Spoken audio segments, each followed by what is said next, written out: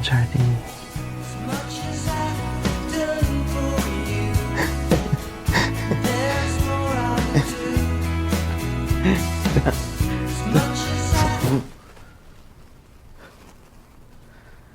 Seorang pria introvert berumur 20 tahun terpesona dengan tetangga barunya yang sangat cantik. Sebelum pertemuan itu, pria bernama Cameron sedang mimpi basah dengan Diani, gadis impiannya sejak SMA. Pagi hari, orang tuanya memberi nasihat untuk mempersiapkan masa depannya selagi libur sebulan dari kuliahnya. Entah itu bekerja sesuai jurusannya ataupun pekerjaan lain yang disukai. Hari ini dia datang terlambat ke tempat kerja, yaitu sebuah toko es krim. Sehingga manajer yang bernama Lenny marah dengannya. Untuk informasi, kalau di luar negeri, para mahasiswa ada yang menghabiskan liburnya dengan bekerja sebagai karyawan magang. Sementara itu, di daerah rumah Cameron muncul seorang wanita cantik dan menjadi tetangga baru Cameron. Di toko es krim, Lenny memintanya untuk bekerja lembur malam ini. Namun dia menolak karena ada kencan dengan Diani. Lenny bilang Diani memang cantik, tapi dia agak mencurigakan. Dia pun meminta foto sebagai bukti.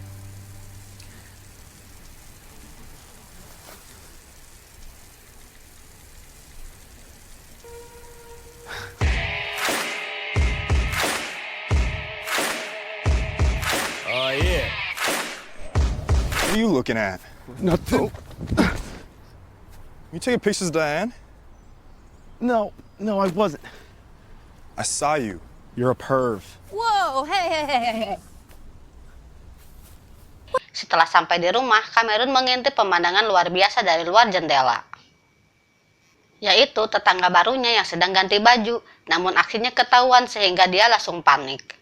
Beberapa saat kemudian ada tamu dan ternyata dia adalah tetangga barunya.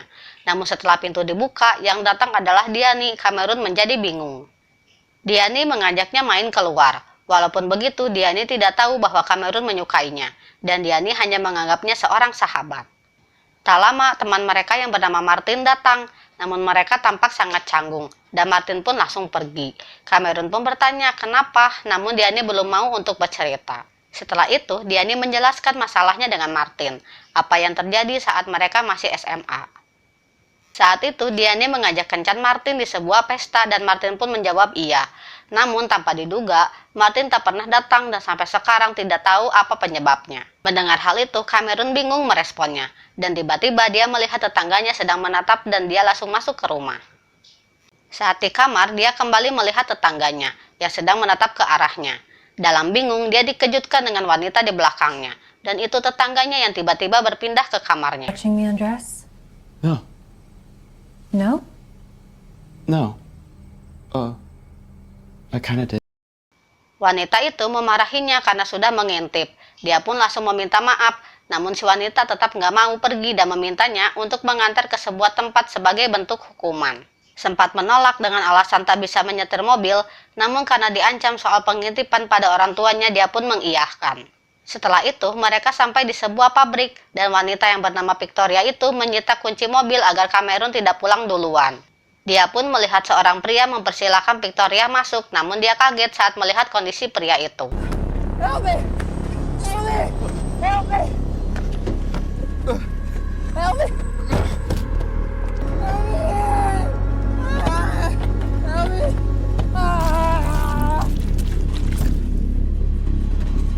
Sesudah mengunci mobil, terlihat noda cairan merah di kaca, dan terlihat Victoria dalam mode vampir dan menghisap cairan merahnya sampai mati.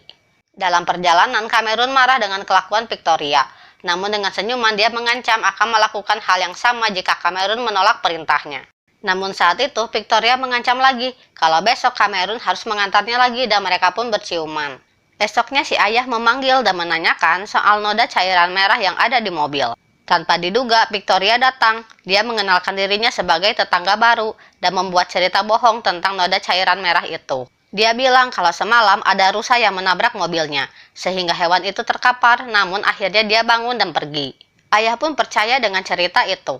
Dia juga meminta izin agar Cameron menjadi supir sementaranya. Untuk berkeliling mengenal daerah ini, dengan gaji yang lumayan, dengan senang hati ayah mengizinkan. Di tempat kerja, Martin menemui Cameron untuk meminta bantuan agar bisa mendekati Diani. Dan dia juga menjelaskan dulu dirinya tidak jadi kencan karena terlalu gugup melihat kecantikan Diani. Merasa yakin hubungan mereka tidak akan lancar, Cameron pun mengiyakan permintaannya. Malam harinya sesuai tugas yang diberikan Victoria, Cameron mengantarnya ke sebuah tempat lain. Tak lama seseorang terjatuh dari atas dan menyebabkan kaca mobil menjadi terkena cairan merah. Oh shit! Oh my god! Oh my god! Oh my god! Oh my god! Oh my god! Walaupun Cameron ketakutan, Victoria tetap santai menikmati cairan merah yang ada di mulutnya. Dan Cameron membersihkan kaca sebelum pulang. Saat di kamar, Cameron dikejutkan dengan Victoria secara tiba-tiba di sampingnya. Dan bilang ini menjelaskan sesuatu.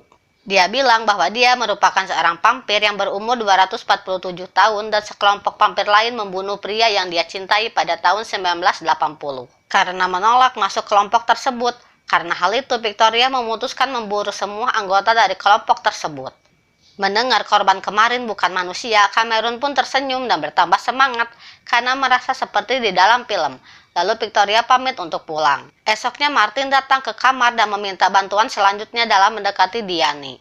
Malam harinya dia kembali mengantar Victoria. Dengan antusias, Cameron bertanya berapa vampir lagi yang harus diburu. Dia bilang kalau sisanya tinggal 2, dan yang terakhir adalah pelaku utama pembunuh kekasihnya.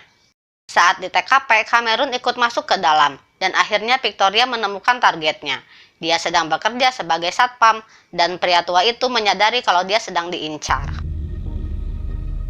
I'm gonna have to escort you off the property. What? No!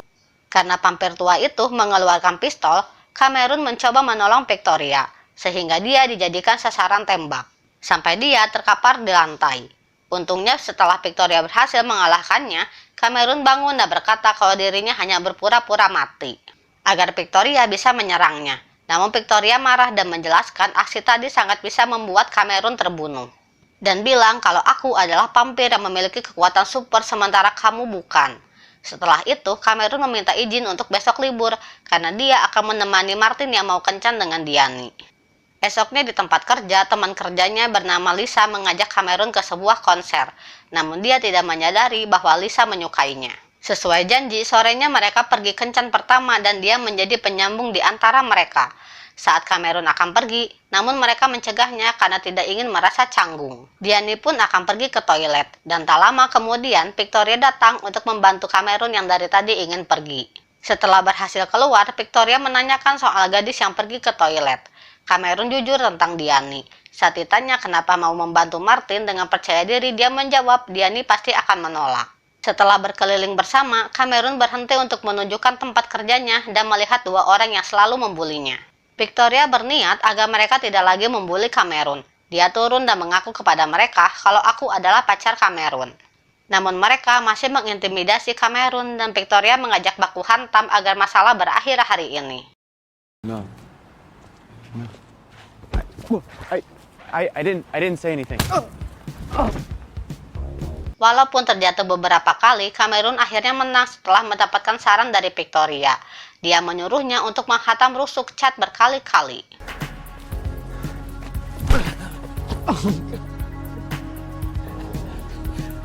You're the perp.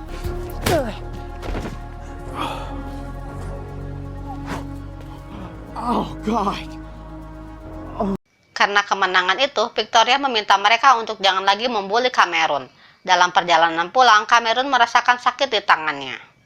Victoria mengambil cairan yang ada di dalam kalung, yang bisa menyembuhkan luka apapun.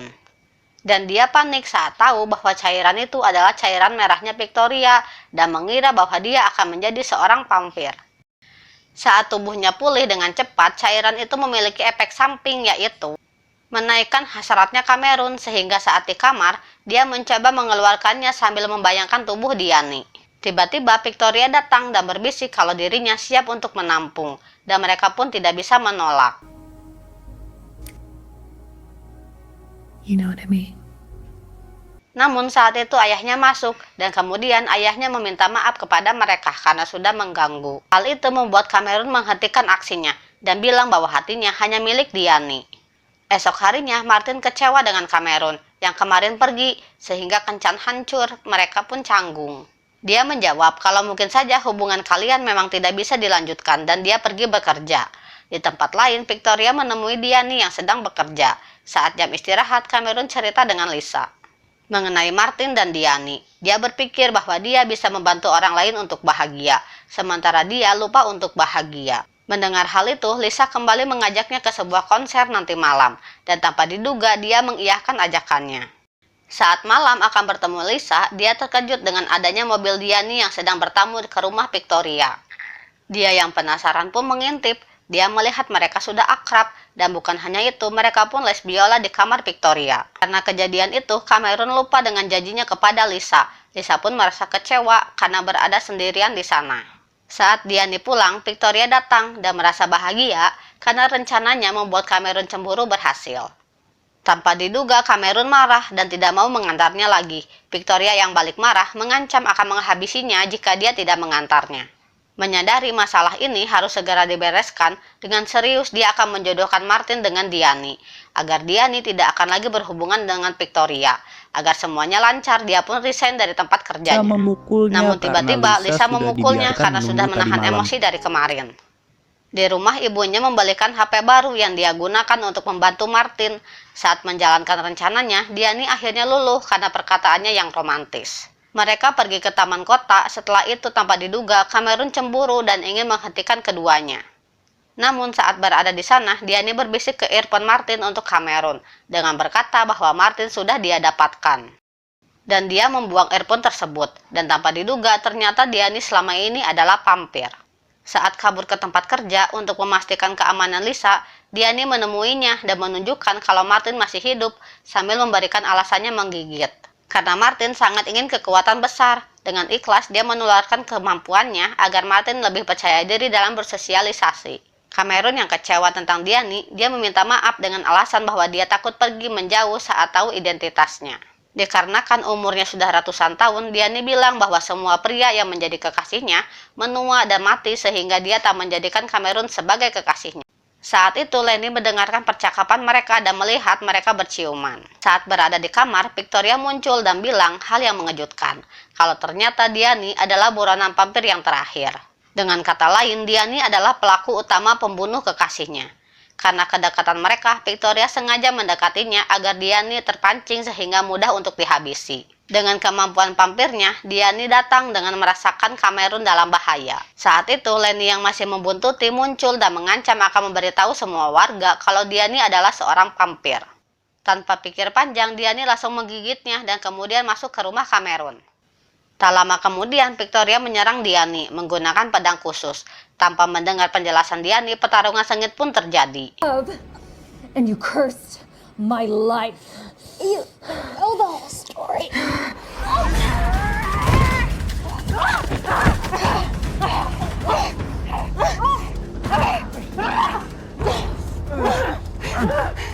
Saat Victoria terpojok, Diani menceritakan kejadian sebenarnya kalau pembunuh kekasihnya bukanlah aku. Bahkan sebaliknya, Diani berniat untuk menolong kekasih Victoria saat sekarat, sehingga dirinya harus dibuang oleh kelompoknya. Mendengar kejujuran itu, Victoria meminta maaf dan berencana akan membuat kelompok sendiri bersama Diani. Saat mereka akan pergi meninggalkan kota itu, Diani menciumnya untuk terakhir kali dan mengucapkan selamat tinggal. Lenny dan Martin yang sudah menjadi vampir ikut pergi, dan dia menyerahkan jabatannya sebagai manajer toko es krim pada Cameron.